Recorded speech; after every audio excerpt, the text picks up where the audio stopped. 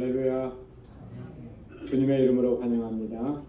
오늘 하루도 하나님의 크신 은혜 가운데 또 주님의 주시는 능력으로 또 승리의 삶을 살게 하신 것 너무나 감사하고, 또 이 저녁에 하나님을 예배할 수 있는 것 너무나 감사합니다. 우리 마음을 다하고 힘을 다해서 하나님을 예배하는 이 한 시간이 되기를 소망합니다. 우리 다 함께 기도하겠습니다.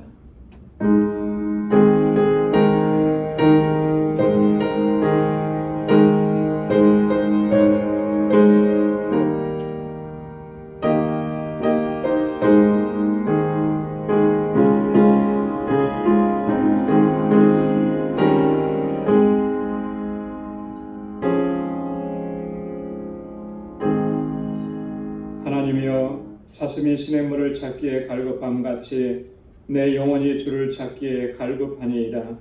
내 영혼이 하나님 곧 생존하시는 하나님을 갈망하나니 내가 어느 때에 나아가서 하나님 앞에 배울고, 사람들이 종일나더러 하는 말이 내 하나님이 어디 있느냐 하니 내 눈물이 주야로 내 음식이 되었도다.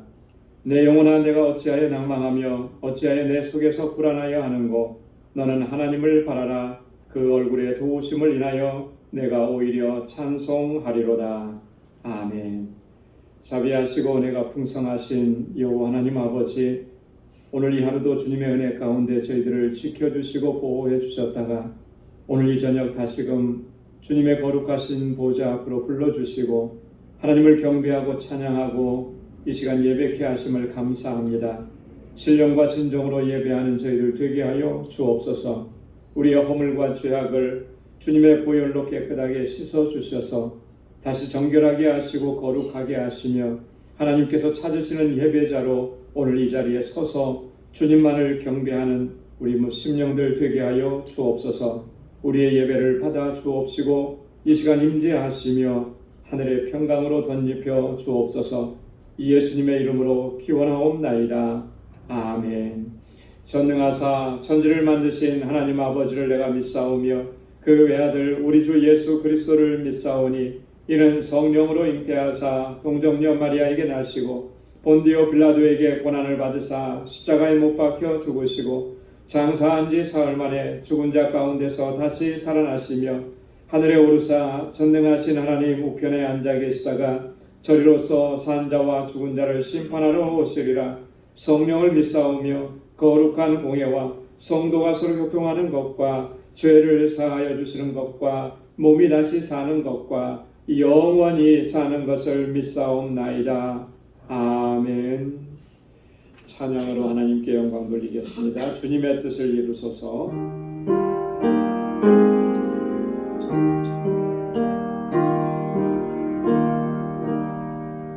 주님의 뜻을 이루소서. 고요한 중에 기다리니 시냇과 같은 날 빚으사 주님의 영상 만드소서. 1절 다시 한번요. 주님의 뜻을 이루소서. 고요한 중에 기다리리 시냇과 같은 날 빚으사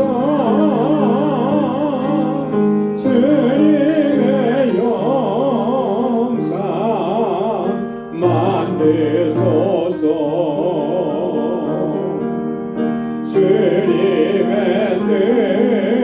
뜻을 이루소서. 주님 말 앞에 엎드리리.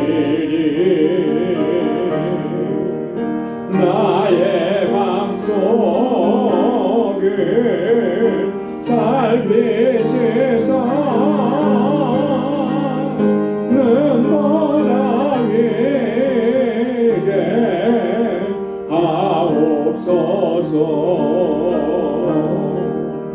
주님의 뜻을 이루소서.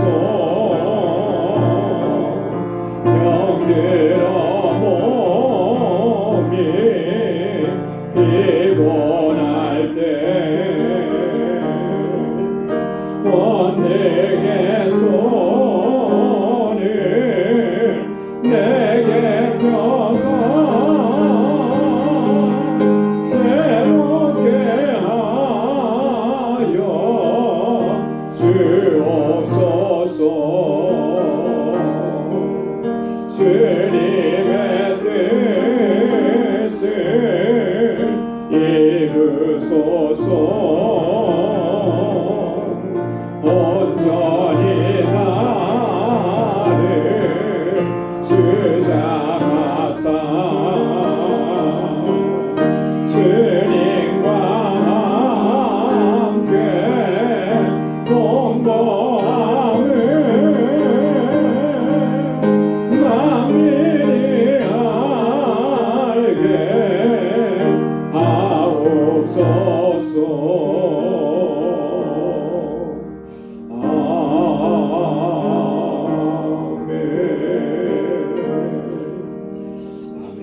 살아계신 주 하나님 독생자 예수, 우리 힘차게 박수하면서 찬양하겠습니다.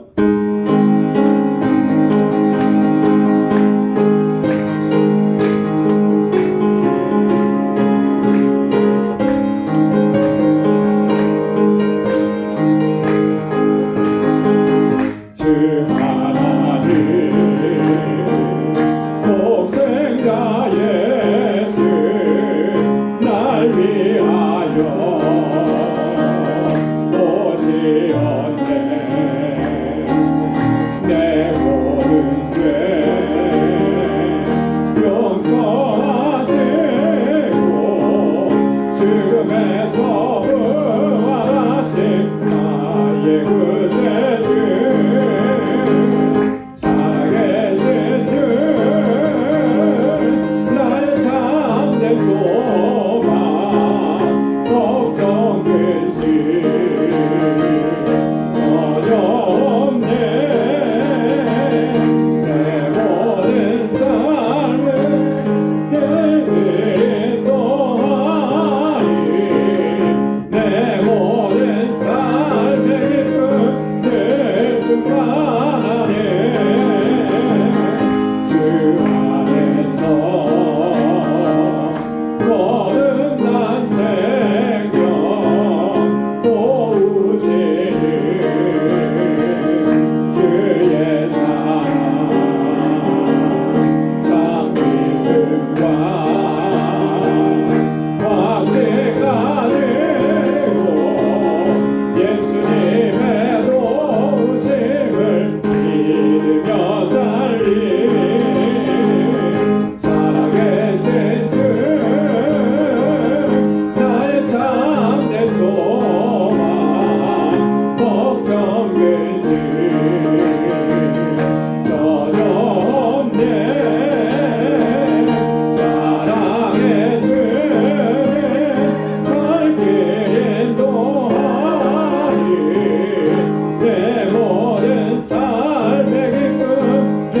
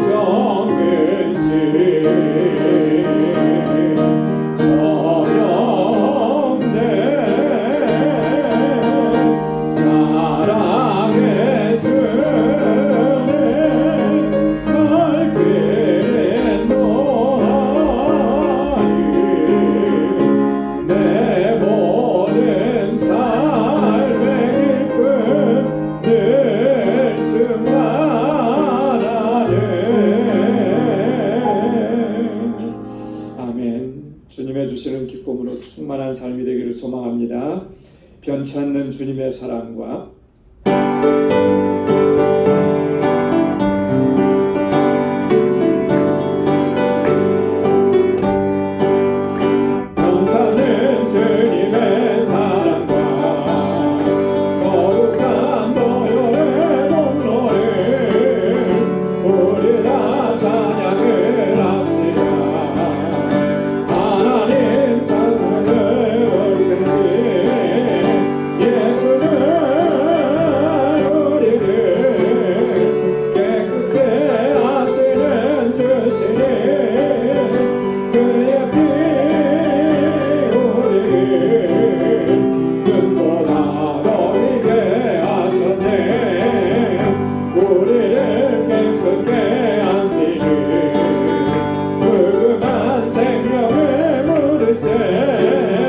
생명을 구원한 친구들 하나님 찬양을 합시다.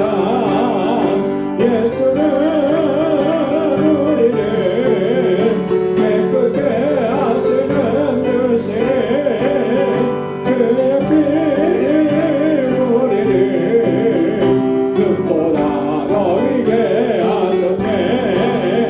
주님의 깨끗한 보혈을 날마다 입으로 간증해 담대히 싸우며 나가세. 천국에 들어갈 때까지 예수는 우리를 깨끗게 하시는 주신 그의 피 우리를 눈보다 더 위게 하셨네. 십자가 튼튼히 붙잡고 날마다 이기며 나가세.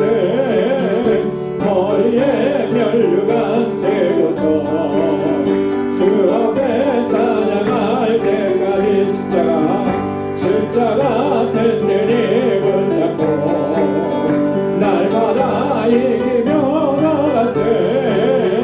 머리에 면류관 세고서 주 앞에 찬양할 때까지 예수는 우리를 깨끗게 하시는 주신 그의 피 우리를 눈보다 더 위게 하셨네. 예수는 우리를 깨끗게 하시는 주신 그의 피 우리를 눈보다 더 위게 하셨네. 아멘. 주님의 보혈로 우리를 깨끗게 하시고 정결하게 하신 줄로 믿습니다. 우리 이 시간 다 같이 통성으로 기도하겠습니다. 먼저 우리 교회를 위해서 우리 교회에 주신 사명을 잘 감당하는 믿음의 공동체가 되기를, 또 우리 세워주신 직분자들을 위해서, 또 이번에 피택되셔서 훈련받으시는 11분의 직분자들을 위해서 함께 기도해 주시고, 우리 유스그룹과 EM 또 주일학교를 위해서 우리 교사들과 우리 전도사님 위해서 함께 기도해 주시기 바랍니다. 선교적 사명을 잘 감당하는 우리 방주교회 되도록, 특별히 우리 알라메다 방주교회 하나님께서 세우셨는데 정말 이 방주교회가 견고하고 든든하게 서서 그 지역의 영혼을 구원한 귀한 구원의 방주가 되게 하옵소서. 부흥의 은혜를 허락해 주옵소서. 우리 선교사님과 함께하는 모든 동역자들을 위해서 기도해 주시고, 또 우리 지체들을 위해서 기도하겠습니다. 여러 가지 어려움과 또 고난 중에 있는 우리 형제 자매들을 위해서, 특별히 환우들을 위해서, 또 연로하신 어르신들을 위해서 함께 기도해 주시고, 오늘 이 시간 가지고 나온 우리의 간절한 기도의 제목 다 같이 통성으로 함께 기도하겠습니다. 거룩하신 아버지 하나님, 참으로 감사합니다. 아버지 하나님, 오늘 이렇게 하나님을 예배할 수 있는 놀라우신 특권을 우리가 갖게 되심을 감사합니다. 아버지께서 우리를 구원하시고 아버지 하나님 주님을 찬양하게 하시기 위함이라고 말씀하셨습니다. 언제나 구원의 기쁨과 감격 속에서 하나님을 찬양하고 하나님을 예배하는 저희를 되게 하여 주시옵소서. 오늘도 저희들이 함께 모여서 주님을 찬양합니다. 또한 아버지 마음을 같이 하여서 뜻을 같이 하여서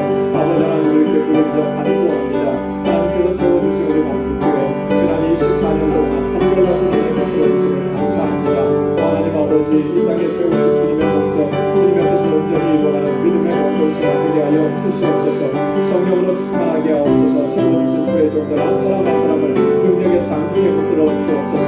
아버지 하나님 영혼을 구원하고 아버지 하나님 정말 구원의 방주가 되기로 하나님 역사해 주시길 간절히 원합니다.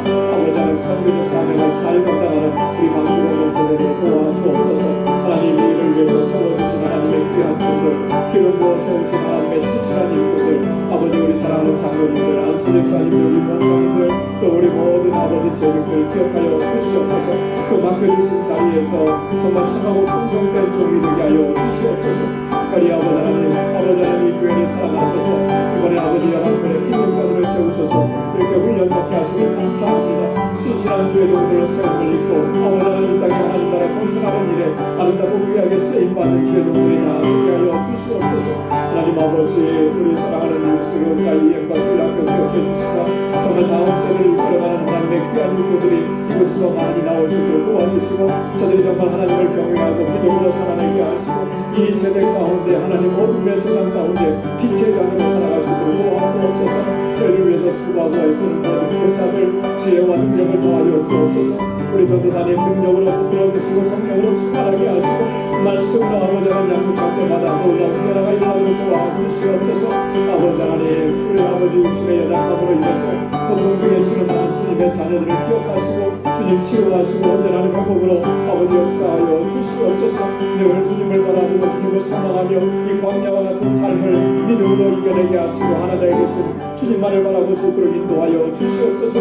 아버지 하나님 세계 곳곳에 나아가신 우리 선교사님들마다 능력의 장중에 붙들어 주시옵고 특별히 아버지 하나님 주님께서 세워주신 이 하나님의 방주교회 정말 아버지 하나님께서 사랑하셔서 그곳에 귀한 역사를 이루시기 위하여 하나님 아버지 믿음의 공동체를 세워주셨습니다. 하나님 견고하게 서가게 하시고 그 지역의 영혼들을 구원하는 구원의 방주가 되게 하옵시고 이 일을 위해서 함께 살아가는 모든 주의 종들에게 능력과 권능을 더 이끌으시고 충성된 종이 되어서 하나님 귀하게 이 사명 잘 감당하시도록 도와주시옵소서. 오늘도 주님 앞에 간절한 기도의 제목을 가지고 이 시간 주님 앞에 나와서 간절히 부르짖고 기도합니다.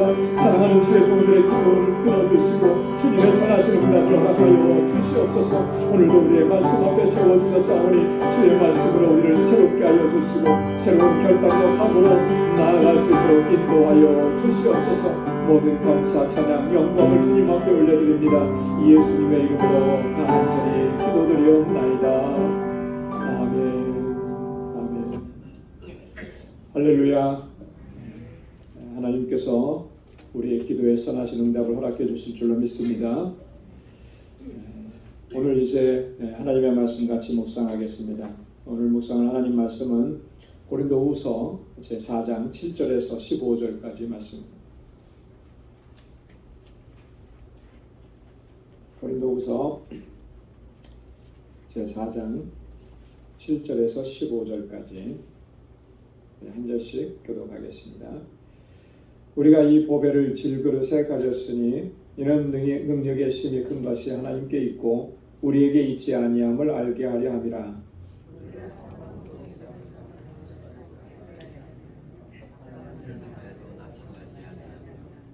핍박을 받아도 버림받지 아니하며 거꾸로 뜨림을 당하여도 망하지 아니하고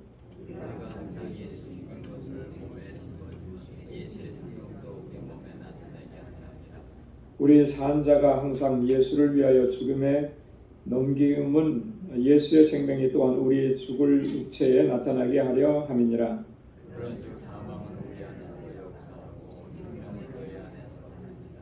기록한 바 내가 믿는 고로 말하였다 한 것 같이 우리가 같은 믿음의 마음을 가졌으니 우리도 믿는 고로 또한 말하노라.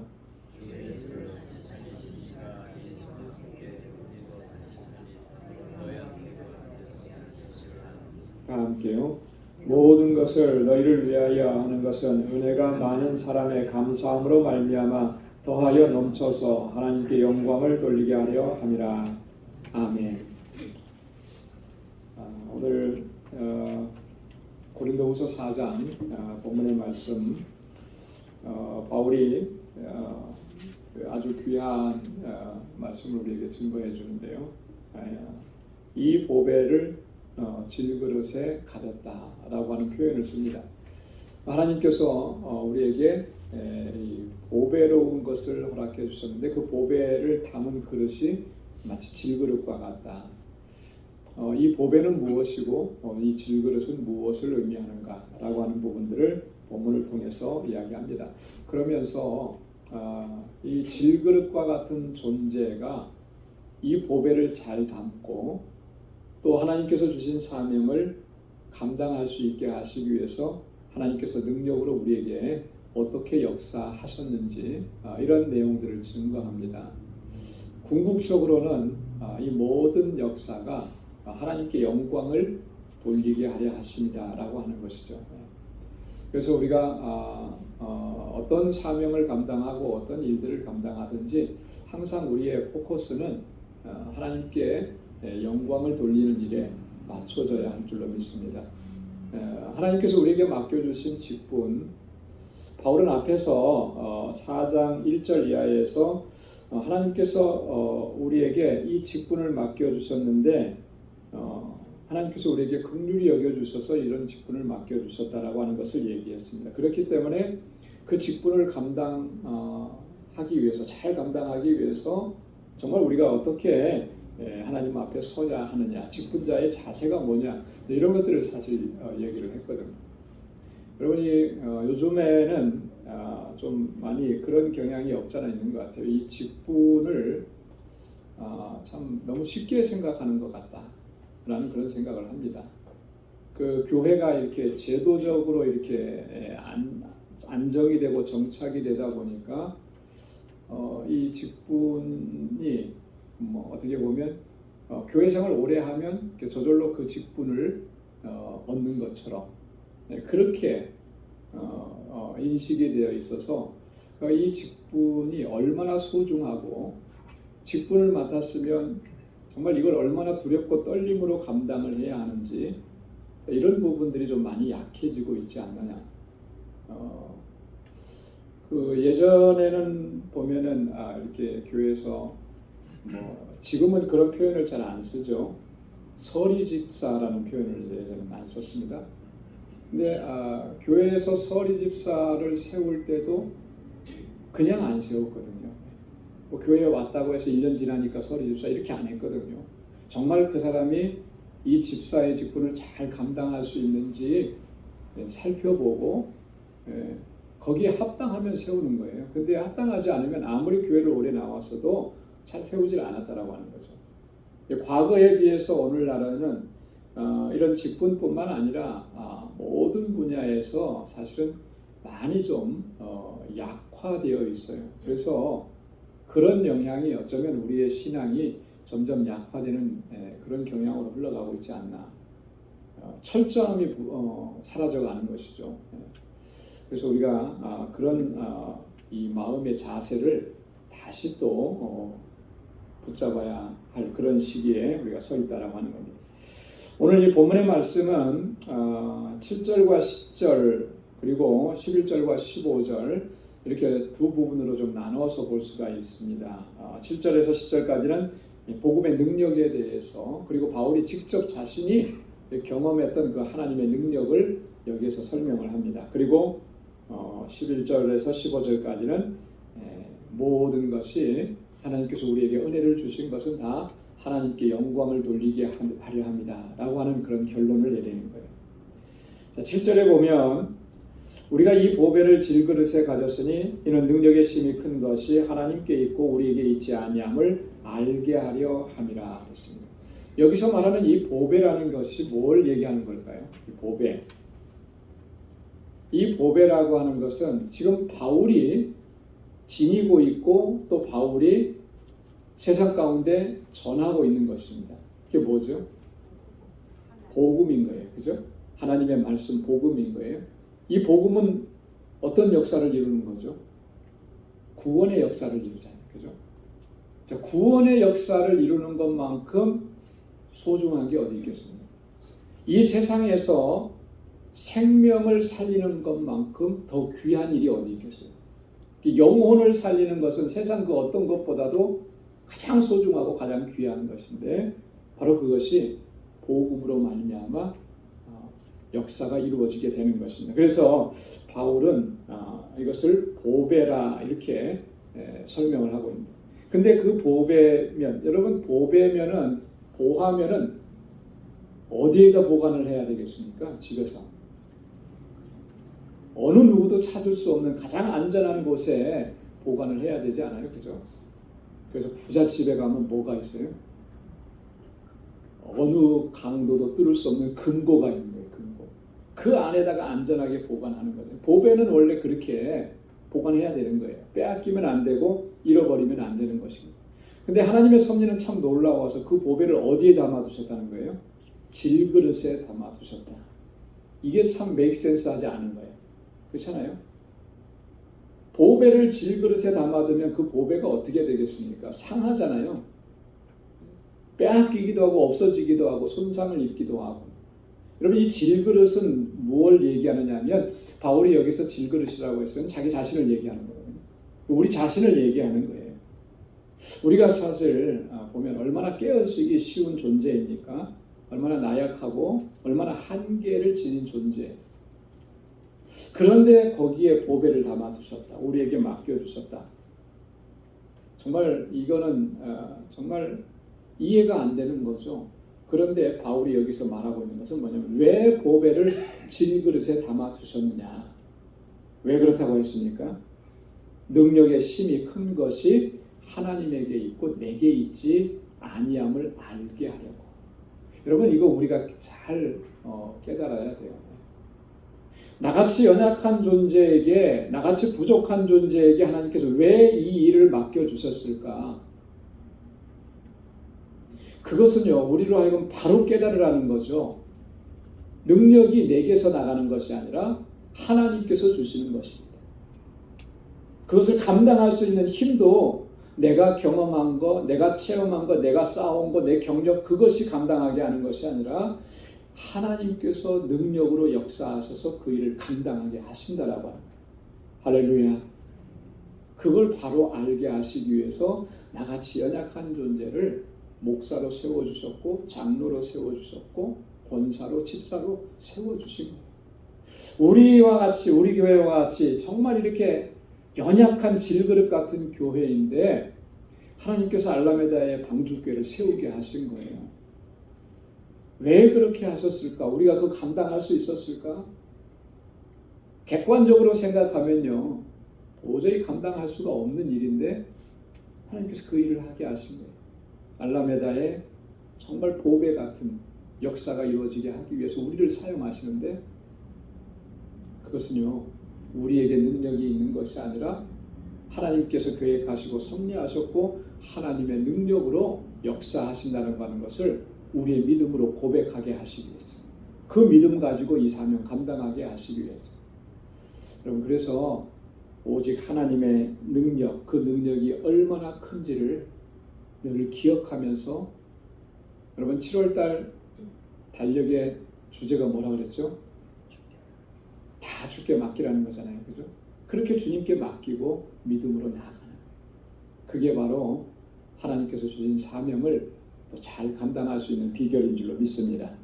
그래서 8절과 9절에 보면 바울이 자신이 경험했던 그 하나님의 능력의 실제를 이렇게 표현합니다.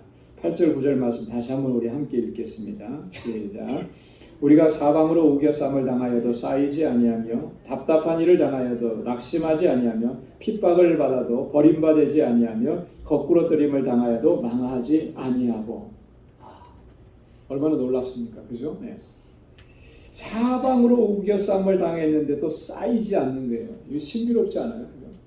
다 우겨싸서 꼭꼭 갈 길이 없는 것 같은데 전혀 묶이지 않는 거예요. 쌓이지 않는 거예요. 여기서 우겨쌈을 당한다라고 하는 말은 직역하면 이런 표현이라고 해요. 공간적으로 압박을 당한다라고. 공간적으로 탁 막혀 있어가지고 어디로 나갈 길이 없는, 꽉꽉 막혀서 둘러싸여 있는 거예요. 자, 그러면은 사람이 어떻게 됩니까? 정말 숨 막힐 정도로 답답해지겠죠. 답답해지는 것을 넘어서 막 죽을 지경에 이르는 그런 상황이 될 거예요. 심리적으로도 어떤 치명적인 그런 결과를 낼 수도 있는 그런 상황입니다. 그런데 쌓이지 않는다라고 하는 거예요. 하나님께서 그것이 치명적인 것이 되지 않도록 역사해 주신다라고 하는 것이죠. 고린도후서 7장에 가보면 바울이 이런 고백을 합니다. 7장 5절로 6절에 보면 우리가 마게도냐에 이르렀을 때에도 우리 육체가 편치 못하고 사방으로 환난을 당하여 밖으로는 다툼이요 안으로는 두려움이라. 그러나 비천한 자들을 위로하시는 하나님이 디도의 옴으로 우리를 위로하셨으니 이렇게 고백합니다. 육체도 편치 못했고 사방으로 환난이. 여러분 사방이면은 뭐예요? 동서남북을 얘기하는 거잖아요. 다 꽉 이렇게 환난으로 다 가득 차 있다는 거예요. 그래서 밖으로는 다툼이 일어나고 안으로는 두려움이 있고 진퇴양난인 것이죠. 그런데 하나님께서 우리를 위로하시더라 하는 거죠. 새 힘을 주시더라. 어떤 분이 그런 말씀을 했습니다. 사방이 다 막혀 있으면 어디를 보라고요? 위를 보라. 사방이 막혀 있지만 위는 항상 열려 있다라고. 위를 보라는 게 뭘 보라는 거겠습니까? 하나님을 보라는 거죠. 하나님을 향한 길은 항상 열려 있는 거예요. 세상을 향해서 보는 길은 다 막혀 있는 것 같은데 하나님께서는 그 길을 열어주신다라고 하는 것입니다. 답답한 일을 당하여도 낙심하지 아니하며, 이 답답한 일이라고 하는 말도 이런 거예요. 이 빠져나갈 길이 없다라고 하는 거죠. 여러분 어떤 어려운 가운데 처해 있는데 빠져나갈 길이 없습니다. 그건 정말 절망적인 상태가 되죠. 그죠? 어떤 수단이 없어요. 방법이 없습니다. 이 문제를 해결해 나갈 수 있는 그런 방법이 없어요. 그건 정말 절망적이지 않을 수가 없습니다. 우리가 다 이렇게 기도를 부탁드리고 또 우리 단기 선교 다녀와서 보고도 하고 하면서 지난 단기 선교에 어떤 일이 있었는지 우리 다 알고 있어요. 비행기가 출발이 늦어지면서 연결하는 비행기를 못 하게 되고 다른 비행기 편을 알아보는데 다 없다고 하는 거예요. 그때는 정말 이제는 못 가는구나 이런 마음이 들더라고요. 다시 돌아가야 되겠고 돌아간다면 어떤 일이 생길까? 정말 절망적이고 정말 낙심할 수밖에 없는 그런 상태가 오더라고요. 근데 참 놀라운 것은 하나님께서는 길이 없는 것 같은데 길을 내주시는 거예요. 다 막힌 것 같은데 하나님께서 그 막힌 것을 뚫어주시더라고요. 기급하게 여러분들에게 기도했고 그 기도의 힘이 하나로 모아져서 하나님께서 길을 열어주시는데 전혀 생각할 수도 없었던, 근데 분명히 길은 있었거든요. 그죠? 그러니까 길이 열렸잖아요. 근데 우리의 눈으로는 보지 못했던 거죠. 이게 안 보이니까 낙심하고 절망하는 거예요. 근데 하나님께서 그 길을 보여주시는 거예요. 하나님께서 하게 하신 일인데 우리의 믿음의 눈이 또 우리의 믿음이 연약해서 그걸 잘 보지 못했던 연약함이 우리 가운데 있는. 여기서 낙심하지 않는다라고 했잖아요. 왜 낙심하지 않습니까? 하나님께서 길을 내시기 때문에 그런 거예요. 하나님께서 길을 열어주시기 때문에 그런 거예요. 시편 42편 5절에도 보면 내 영혼아 내가 어찌하여 낭망하며 어찌하여 내 속에서 불안하여 하는고 너는 하나님을 바라라. 그 얼굴의 도우심을 인하여 내가 오히려 찬송하리로다. 왜 낭망하고 왜 불안해 하느냐? 하나님을 바라보면 하나님께서 그 길을 인도해 주시고 하나님께서 도우실 터인데 왜 하나님을 바라보지 않느냐? 하나님께 길이 있다라고 합니다.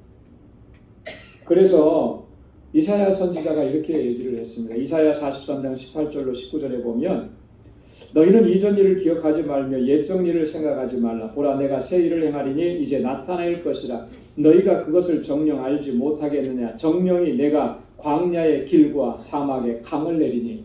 한번 따라서 해보시기 바랍니다. 광야의 길과 사막의 강을 내리니. 네, 광야의 길을 내시게 되니. 광야는 길이 없는 곳이잖아요. 그래서 광야에 딱 들어가면 방향을 잃어버려서 나올 수가 없는 거예요. 근데 하나님께서 길을 내셔서 거길 나오게 하시는 거죠. 사막에 강을 내신다라고 하니까 여러분 사막에 강이 날 수가 있겠습니까? 물줄기가 없는데 근데 하나님은 그 물줄기를 내시겠다라고 하는 거예요. 이게 하나님께서 하시는 일이라고 하는 거예요.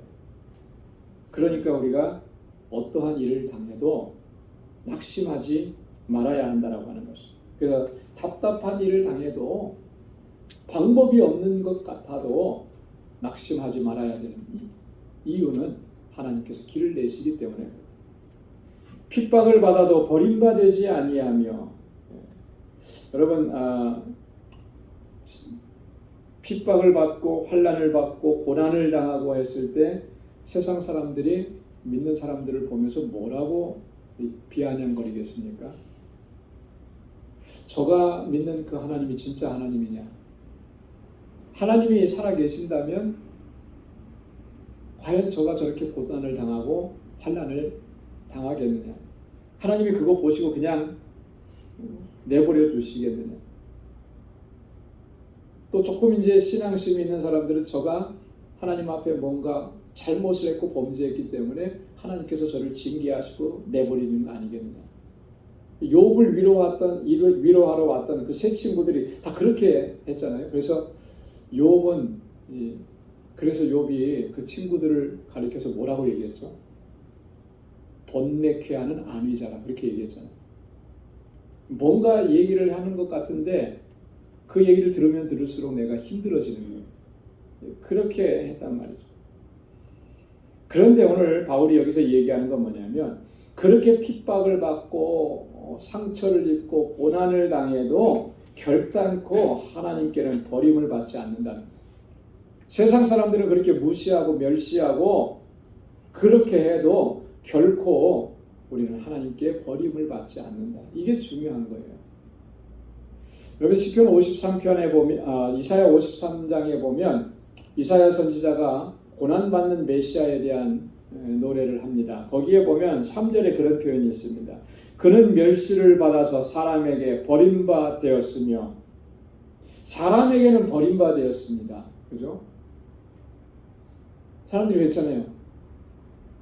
누가 그렇게 고난을 당하고 저렇게 십자가에 죽어가는 사람을 그런 존재를 메시아라고 그렇게 인정을 하겠습니까? 그때까지 예수님을 따랐던 사람, 이분이 메시아인가 보다 하고 따랐던 사람들이 예수님이 십자가에 달려 돌아가시는 모습을 보고 다 돌아갔단 말이에요. 다 흩어졌단 말이죠. 사람들이 다 버리고 떠난 거예요. 하지만 하나님께서 예수님을 버리셨느냐면 그렇지 않잖아요. 그 십자가에서 죽으신 그 사건으로 말미암아 모든 인류를 죄악 가운데서 구원하시는 그 길을 열어놓으신 거예요. 하나님께는 결코 버림받지 않는 것이죠. 여러분 우리가 이 사실을 분명하게 기억하면 우리가 어떤 고난을 당하고 어떤 멸시를 당하고 어떤 모욕을 당해도 그것 때문에 우리가 무너지지 않습니다. 그것 때문에 절망하지 않아요. 결코 우리는 버림받지 않아요. 만신창이가 되었다 할지라도 하나님께는 버림받지 않는다라고 하는 것이죠. 이게 하나님의 능력이고 복음의 능력입니다. 거꾸로뜨림을 당하여도 망하지 아니하고 거꾸로뜨림을 당한다라고 하는 것은 죽을 고비를 맞이하게 된다라고 하는 그런 거예요. 죽게 되는 그런 상황. 사실 바울이 죽을 뻔한 고비를 수도 없이 많이 넘겼잖아요. 그 중에 특별히 사도행전 14장 19절 20절에 보면 이 루스드라에서 바울은 돌에 맞아서 사람들이 죽었다고 생각을 했어요. 그러나 바울은 죽지 않았습니다. 망한다라고 하는 것은 다 없어진다라고 하는 거잖아요. 그렇게 거꾸로 떨어져서 없어지는 그런 존재가 아니라는 거죠. 하나님께서는 그 하나님의 능력으로 다시 그를 일으켜 세우셔서 하나님의 역사를 이루어 가시는 거예요. 바울은 그의 사역의 일생을 통해서 이런 일들을 수없이 많이 경험했던 것이죠. 그러면서 하나님의 능력을 체험한 거예요. 그 체험이 쌓여져 가면 쌓여져 갈수록 더 담대하게 더 두려움 없이 이 복음의 사역을 감당할 수가 있었다. 여러분 그렇기 때문에 오늘 이런 경험은 우리에게 너무나 소중한 겁니다. 그래서 우리가 때때로 주님의 일을 하다가 낙심되는 일이 있고 누군가가 나를 무시하고 멸시해서 속상한 일이 생기고 또 어떤 내가 감당할 수 없는 문제 앞에 닥쳐 있었을 때 그런 것을 바라보면서 우리가 기억해야 되는 것은 내가 다시 한번 하나님의 능력을 경험할 수 있는 은혜의 자리에 내가 서 있구나 라고 하는 것을 우리가 꼭 기억해야 합니다. 그래서 하나님을 향해서 하나님의 도우심을 구하고 위를 바라보면서 오늘 시편 42편 그 시인이 말했던 것처럼 결코 낭망하지 아니하고 나를 도우시는 그 하나님을 바라고 의지하고 그렇게 믿음으로 견고하게 서는 우리 모두가 되기를 소망합니다. 자, 그 다음에 10절에 보면 우리가 항상 예수 죽인 것을 몸에 짊어짐은 예수의 생명도 우리 몸에 나타나게 하려 함이라. 예수 죽인 것을 몸에 짊어졌다.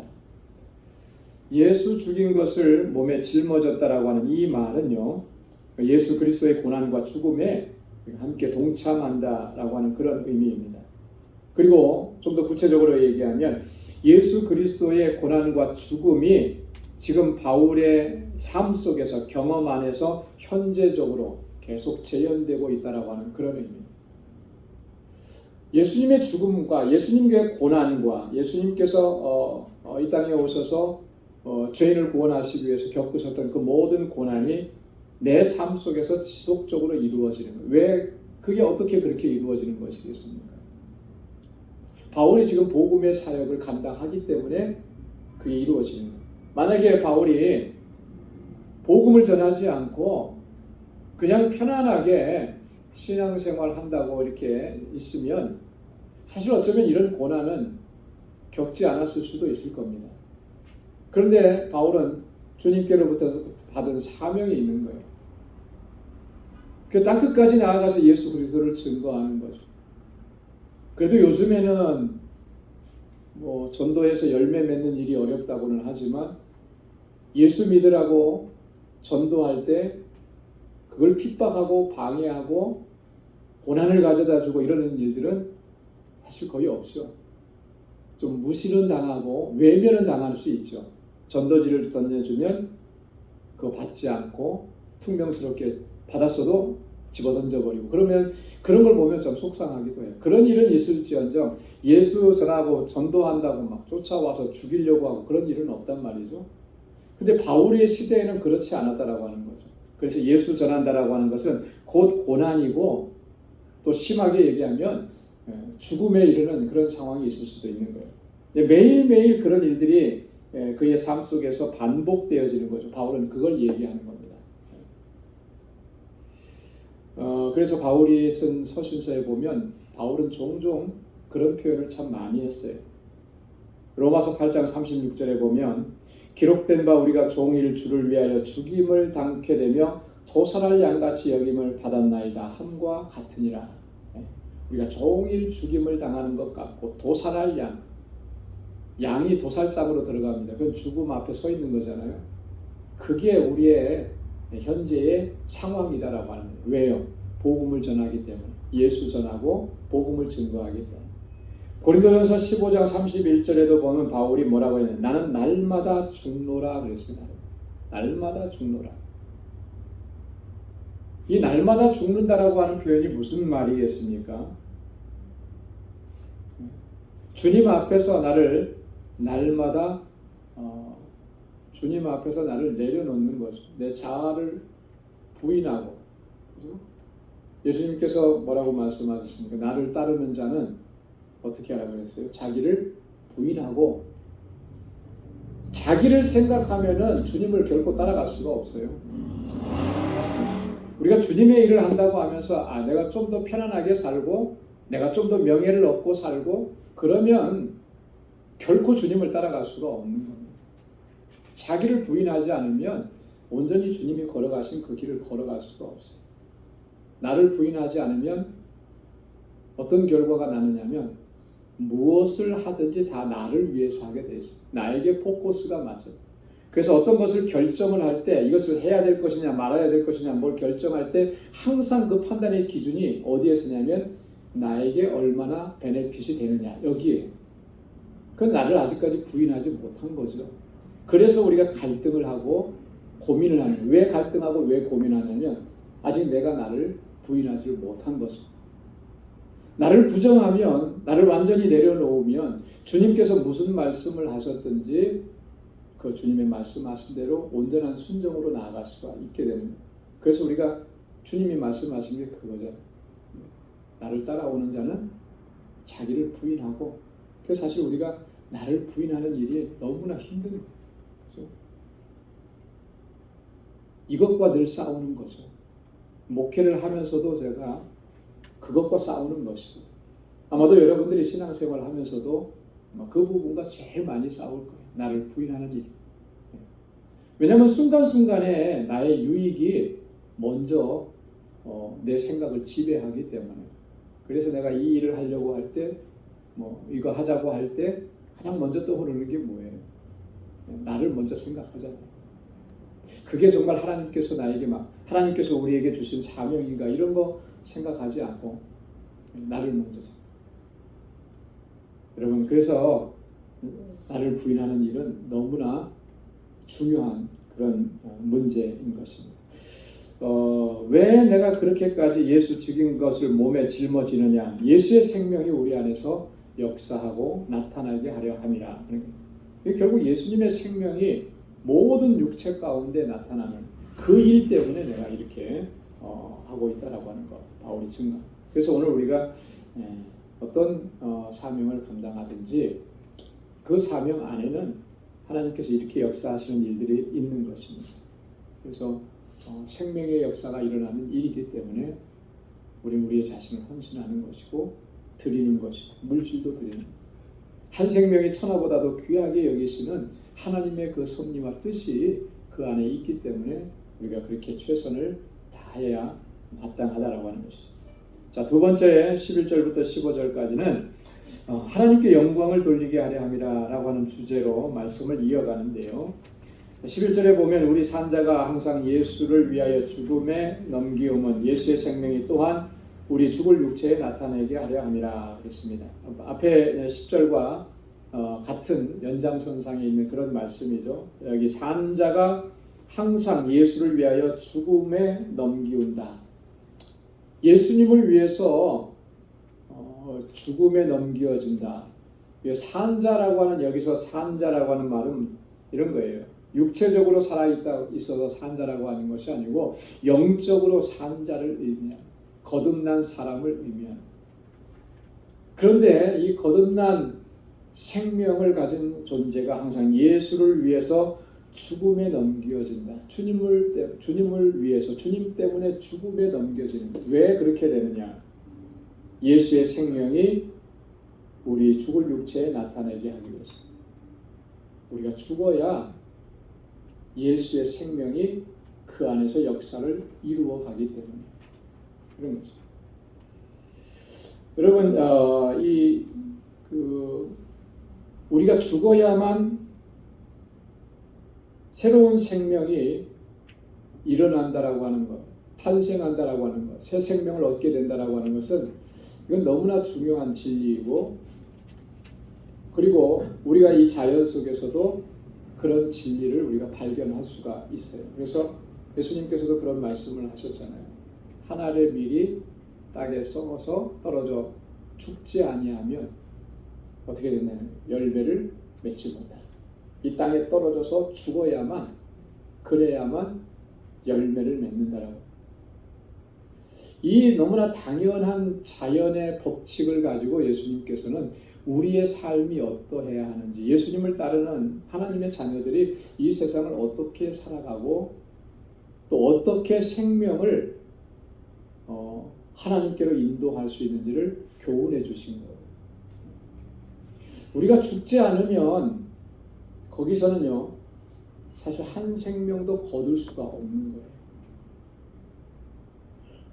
우리나라 기독교 역사 초기에 수많은 선교사님들이 우리나라에 오셔서 복음을 전해 주셨습니다. 한국에 가시는 분들은 꼭 들려보셔야 될 곳이 두 군데가 있습니다. 뭐냐면, 여러분, 한국이 발전됐다고 여기저기 막 이렇게 구경 다니는 것도 좋은데 거기 다 다니시고 꼭 빠뜨리지 말아야 될 곳 두 곳이 있는데요. 양화진입니다. 선교사님의 묘가예요. 절두산 성지라고 아시죠? 그 옆에가 양화진이 있어요. 거기에 보면 백주년 기념교회가 있고 거기에 우리 초창기에 한국에 오셔서 복음을 전하다가 우리 땅에 묻힌 선교사님들의 묘가 거기 다 있어요. 거기에 그 묘가 뭐 대단하게 멋있게 이렇게 해놓은 거 없어요. 다 초라하게 그지 없는데 그때 오셨던 선교사님들이 내가 이제 이만큼 했으니까 10년 했으니까 본국으로 돌아가자. 물론 본국으로 돌아가신 분도 계시는데요. 대부분의 선교사님들은 우리 한국 땅에 묻히셨어요. 어떤 분은 병으로 돌아가시고, 어떤 분은 순교하시고, 어떤 선교사님의 자녀들은 이 땅에 태어나서 며칠 살지도 못하고 그 땅에 묻히고. 그런 어떤 이 희생과 그런 어떤 죽음이 있었기 때문에 우리나라가 이렇게 복음 안에서 성장할 수가 있었던 거죠. 그리고 또 하나 꼭 가보셔야 될 것은요, 이 순교자 기념관이에요. 순교자. 이 순교자 기념관은 우리나라 사람들, 한국 사람들 중에 순교하신 분들의 역사를 기록해 놓은 그런 어떤 아주 뮤지엄이죠. 그 아주 귀한 그런 장소입니다. 그래서 거기에 꼭 가보세요. 그래서 거기에서 정말 우리의 믿음의 선조들은 신앙을 지키기 위해서 어떤 일들을 하셨는가, 어떻게 죽음을 당하셨는가. 그리고 또 한 군데 가보라고 제가 좀 말씀을 드리고 싶은 것은, 여기는 정말 가보기 쉬운 데인데요. 그 광화문에서 이제 서대문 쪽으로 조금만 가다 보면 세문안교회라고 있습니다. 그 세문안교회 안에 새로 세문안교회가 건축을 하고 그 안에 그 역사관을 만들어놨어요. 아주 잘 만들어놨어요. 세문안교회의 역사는 한국 기독교 역사죠. 거기 안에 이제 초창기 복음이 전해진 때부터 시작해가지고 어떻게 복음이 전해졌는지를 아주 잘 설명을 해놨어요. 그래서 거기는 꼭 이 세 군데는 꼭 가보시면 참 좋을 것 같아요. 굉장히 신앙적으로 도전을 우리가 받게 됩니다. 여러분, 우리가 예수를 위해서 이렇게 죽음에 넘겨지는데 그렇게 함으로 인해서 생명이 탄생하는 거예요. 하나님께서 주신 생명을 얻게 하시는 거예요. 그래서 바울이 12절에 그렇게 얘기했잖아요. 그런즉 사망은 우리 안에서 역사하고 생명은 너희 안에서 역사. 무슨 말이죠? 우리는 복음 전하다가 죽지만, 복음을 전하다가 고난을 당하고 복음을 전하다 죽지만 너희 안에서는 뭐가 나타나는 거예요? 하나님의 주시는 생명의 역사가 일어나게 된다라고 하는 것을 바울이 얘기하는 것입니다. 13절에 그래서 아주 이 사실을 분명하게 바울은 시편 기자의 그 고백을 인용해 오면서 얘기를 했어요. 13절에 보면 기록한 바 내가 믿는 고로 말하였다 한 것 같이 우리가 같은 믿음을 가졌으니 우리도 믿는 고로 또한 말하노라. 우리가 이것을 분명하게 믿고 확신한다라고 하는 거죠.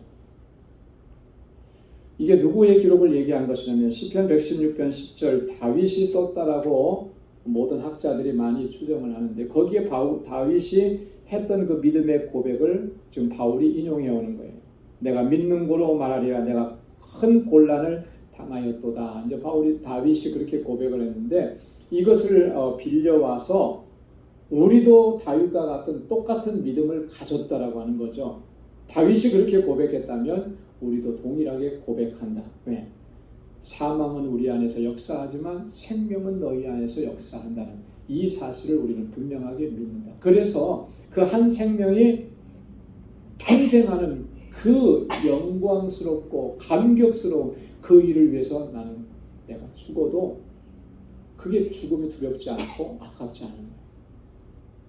우리 어머님들은 자녀를 다 낳으면서 그런 경험들을 하잖아요. 자녀를 낳는 그 순간의 경험은 정말 죽음에 이르는 경험이라고 그렇게 말씀들을 하시더라고요. 남자들은 아무도 그걸 이해할 수 없는, 그렇죠? 못 낳았으니까 이해를 할 수가 없죠. 낳아본 적이 없으니까. 근데 자녀를 낳는 것은 거의 죽음에 이르는 그런 위험한 상황까지 가는. 집에서 실제로 자녀를 낳다가 어머니들이 돌아가시는 경우들도 종종 생기잖아요. 자, 그런데 그런 고비를 넘기면서 딱 그 자녀의 울음소리를, 이제 막 태어나는 아이의 울음소리를 들으면서 그 고통은 다 잊어버리는 거죠. 그 오히려 자녀를 얻은 그 기쁨으로 충만해지는 그 같은 원리인 거예요.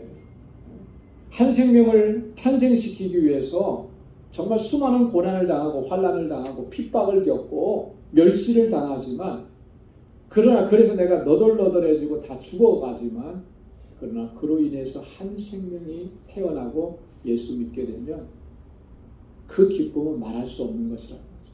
바울이 지금 그 얘기를 하는 거예요. 하나님께서 그렇게 역사해 주실 거예요. 그 일을 이루시기 위해서 하나님께서 아무리 우리가 우겨싸움을 당해도 쌓이지 않게 하시고 넘어지지 않게 하시고 하나님의 능력으로 우리를 보호해 주신다. 14절 말씀에 보면 주 예수를 다시 살리시니가 예수와 함께 우리도 다시 살리사 너희와 함께 그 앞에 서게 하실 줄을 아노니. 여기까지 와서는 이제 종말론적인 신앙으로 나아가는 거죠. 예수를 다시 살리신 이가 누가 다시 살리셨죠? 하나님께서 다시 살리셨잖아요. 죽은 자 가운데서 다시 부활시키신 그분께서 예수님과 함께 우리도 다시 살리실 것이다. 우리가 어떤 일을 겪어도 하나님께서는 그렇게 역사하실 것이다. 그래서 궁극적으로 그 앞에 서게 하실 것이다. 하나님 앞에 서는 것, 어떤 모습으로 하나님 앞에 서는 것이겠습니까? 하나님 앞에 선다라고 하는 것이 뭘 의미하는 것이겠어요? 여기서 말하는 바울의 의미는 심판대 앞에 선다라고 하는 그런 의미가 아니고 그리스도의 영광과 그리스도의 승리에 참여하게 하신다라고 하는 거예요. 그리스도의 영광에 참여하게 하시고 그리스도의 승리에 함께 참여하게 그런 영광을 누리게 하신다. 그래서 결론적으로 이렇게 얘기합니다. 15절 말씀 우리 다 함께 한번 15절 읽겠습니다. 모든 것을 너희를 위하여 하는 것은 은혜가 많은 사람의 감사함으로 말미암아 더하여 넘쳐서 하나님께 영광을 돌리게 하려 함이라. 아멘. 무슨 일을 당해도 무슨 일을 겪어도 다 그 하는 일들이 너희를 위해서 한다. 왜냐하면 그래서 그 은혜가 많은 사람으로 감사하게 하고 그것이 넘쳐나게 돼요. 그래서 하나님께 영광을 돌리게 하기 위해서 그렇게 한다. 은혜로 말미암아 감사가 넘쳐나고 그 넘쳐나는 감사로 하나님께 영광 돌릴 수 있게 하기 위해서 우리가 고난을 당하도 환난을 겪어도 어려움이 있어도 그것을 넉넉히 감당한다. 그 감당하는 손길 위에 하나님께서 능력으로 역사하시고 또 하나님께서 이와 같이 놀라우신 일들을 이루실 것을 확신한다. 바울이 이런 믿음과 이런 확신이 있었기 때문에 그런 고난, 수많은 고난을 겪어도 좌절하지 않았고요. 낙심하지 않았고 또 끝까지 복음을 전할 수가 있었던 것이죠. 여러분, 저와 여러분들에게 회복되어져야 될 것이 바로 이런 믿음의 자세인 줄로 믿습니다. 그래서 어디에 있었든지 무엇을 하든지 어디에 가든지 정말 주님께서 주신 사명, 여러분 직분을 맡은 것도 그것을 충성되게 감당하는 것도 참 중요하고 귀한데요. 그것을 넘어서야 되는 거죠. 주님께서 우리를 부르신 목적은 뭐라고 그랬습니까? 하나님께서 우리를 통해서 하나님께서 행하시는 생명의 역사를 이루어가게 하시는 거예요. 그래서 복음을 전하고 하나님께서 택하신 사람들을 주님께로 인도하고 그래서 생명의 역사가 일어나는 그 현장에서 우리를 사용하시기 위해서 우리를 먼저 불러주신 거죠. 이 부르심 앞에 우리는 겸손하게 서서 또 주신 사명 잘 감당하고 한 영혼이라도 더 주님께로 인도하는 저와 여러분들이 다 될 수 있기를 주님의 이름으로 축원합니다. 기도하겠습니다. 하나님 아버지 감사합니다. 오늘도 주님의 거룩하신 임재 앞으로 보좌 앞으로 불러주셔서 이렇게 주님을 찬양하고 예배케 하시고 하나님의 귀한 말씀을 또 이 가슴에 새길 수 있게 하심을 감사합니다. 하나님께서 우리를 사랑하셔서 긍휼히 여겨주셨고 하나님의 거룩한 백성으로 삼아주셨습니다.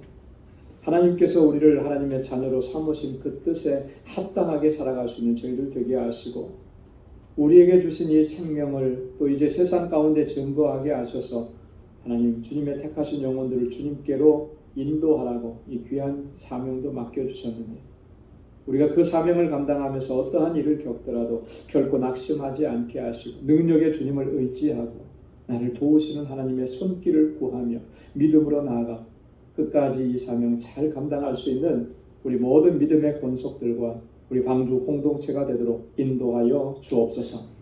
하나님 우리 방주의 권속들 오늘도 피곤한 하루 몸과 마음이 많이 지쳤습니다. 주님의 손으로 만져주시고 위로하여 주시고 새 힘을 허락해 주셔서 또 내일 기쁨으로 주님의 주시는 능력으로 하루를 시작할 수 있도록 하나님 은혜 베풀어 주옵소서. 이제는 우리 주 예수 그리스도의 무한하신 은혜와 하나님 아버지의 크고 놀라우신 사랑과 성령의 위로 교통 충만하심의 역사가 주님의 주신 이 생명의 역사를 잘 감당하기로 결단하는 우리 방주의 모든 믿음의 권속들과 저들의 가정과 직장, 생업의 터전과 학업 위에 이제로부터 영원까지 함께 하시기를 간절히 축원하옵나이다. 아멘.